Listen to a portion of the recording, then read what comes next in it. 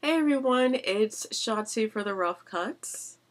It's been a while, but I'm happy to be back. I'll talk a little bit about my hiatus after I talk to you about Harlequin. This is one of the movies that one of my friends, Harry, showed during his birthday celebration at Button-Numathon this past December 2013. And it was a lot of fun. It was actually one of my favorites of the features that he had during his celebration. This movie stars Robert Powell, David Hemmings, Carmen, Duncan, and also Broderick, Crawford. Even though it's an Australian production from 1980, there's a lot of non-Australian talent in there. In fact, I believe Carmen Duncan is the only Australian actor in this film who's in a pretty prominent role. David Hemmings and Robert Powell are both English. Broderick Crawford is American. In fact, he's an Oscar-winning actor for his role in All the King's Men. And this movie is a lot of fun. It's crazy fun. And it's just so bizarre. This is actually a reworking of the story of Rasputin that's mixed in with a little bit of Australian scandal. Because I think it was a Prime Minister of Australia, some head of state that's in Australia, or was in Australia, was lost at sea. And this movie opens up with a similar occurrence when a head mysteriously died in a drowning accident. And so then that's when David Hemmings' character has to come to the forefront of being a senator and possibly moving up in Australian government. And then you have all of these people who are vying for his position so that they can kind of get a piece of that pie.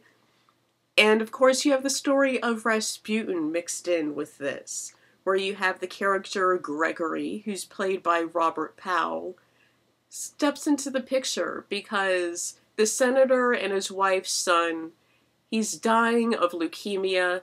He's knocking on death's door, doesn't have any energy until Gregory appears, and then he starts getting miraculously better.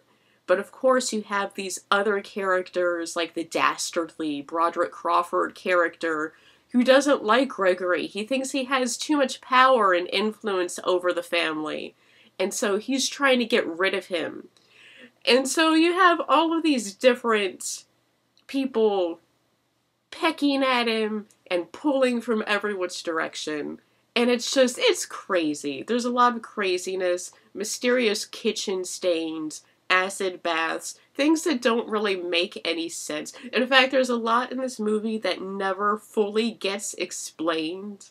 Because Gregory has supernatural powers amongst like amazing costumes, and some of the outfits that he wears for this are just really, really over the top. Everything from a mime to a clown to this black leather ensemble. In fact, originally David Bowie was slated to play the character of Gregory, but due to scheduling conflicts, he couldn't. So then in comes Robert Powell, who is perfect for this. You can imagine David Bowie in this, yes, very easily. But Robert Powell fits the bill so well, and he's also an amazing actor. Won many awards in England as well as Italy. He was Jesus in Franco Zeffirelli's Jesus of Nazareth, so he's a very, very talented, very good actor. David Hemmings' character, from what I've heard, originally Orson Welles was slated to play that. But, yeah, I think he wanted too much money or something, so they didn't get him.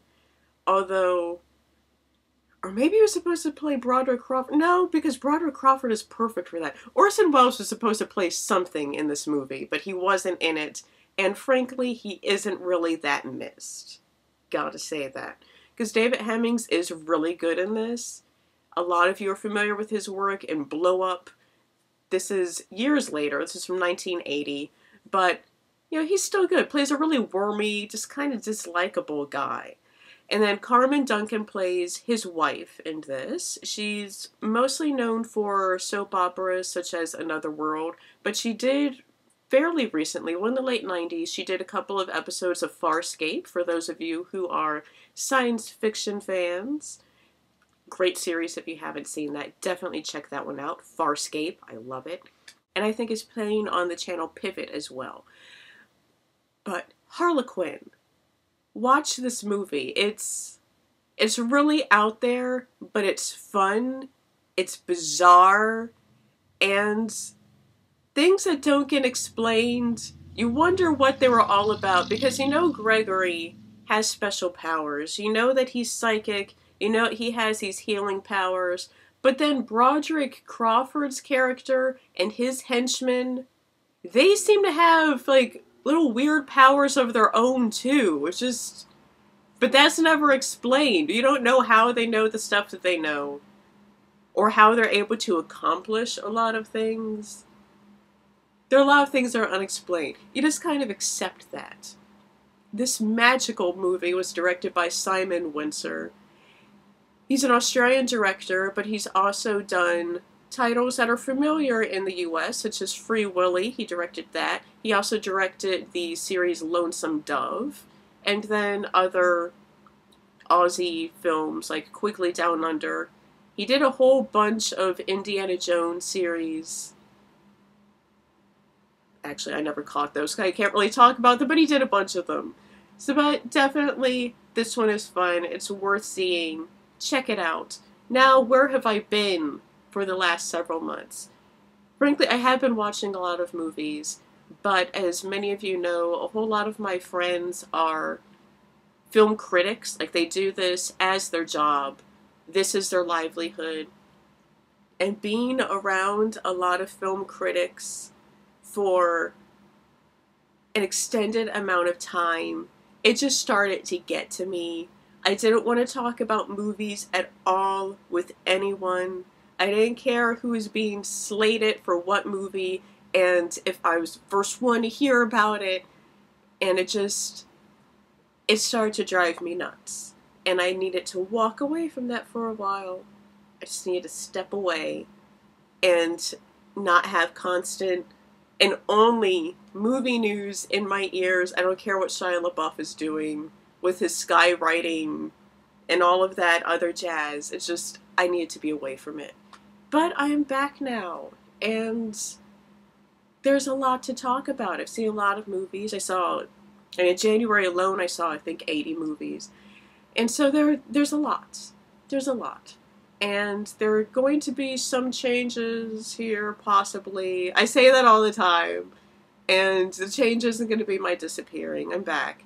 So I will see you guys next time. Until then, ta-ta.